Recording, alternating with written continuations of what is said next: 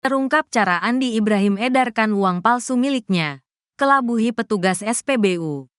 Terungkap cara Andi Ibrahim mengedarkan uang palsu yang dicetak di Universitas Islam Negeri, UIN, Alauddin, Makassar, Sulawesi Selatan, Sulsel.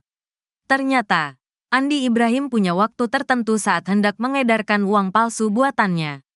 Dia mengedarkan uang tersebut ketika malam hari, agar seseorang sulit memeriksa uang dengan teliti. Selain itu, mereka juga mendatangi tempat-tempat ramai, seperti SPBU atau toko yang memiliki antrean panjang.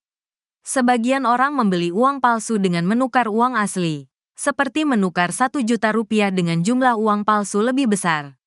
Ini adalah tindakan keliru, karena uang palsu tidak memiliki nilai, bahkan 1 rupiah pun.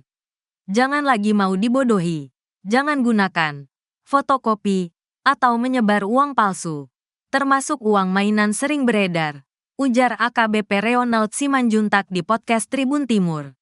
Tindakan tersebut dapat dikenai ancaman hukuman. Polisi kini sementara mengejar dalam utama kasus uang palsu. Kami mohon doa dari masyarakat agar langkah kami dipermudah. Kami sedang mengumpulkan alat bukti tambahan untuk memastikan keterangan mereka, ujarnya. Hanya cetak uang 100.000 di samping itu. Terungkap pula bahwa Andi Ibrahim tidak mencetak semua pecahan uang. Ia hanya memalsukan uang pecahan 100.000. AKBP Reonald Simanjuntak mengatakan, biaya per lembar uang palsu mencapai 56.000.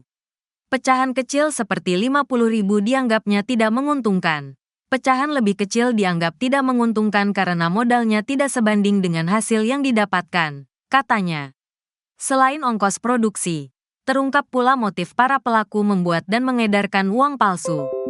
Khilaf, katanya ingin mendapatkan uang dalam jumlah besar secara instan, ujarnya. Uang tersebut juga disalahgunakan untuk mendukung ambisi politik, yakni menjadi calon bupati baru. Polisi memastikan telah menarik uang palsu UIN Alauddin dari peredaran.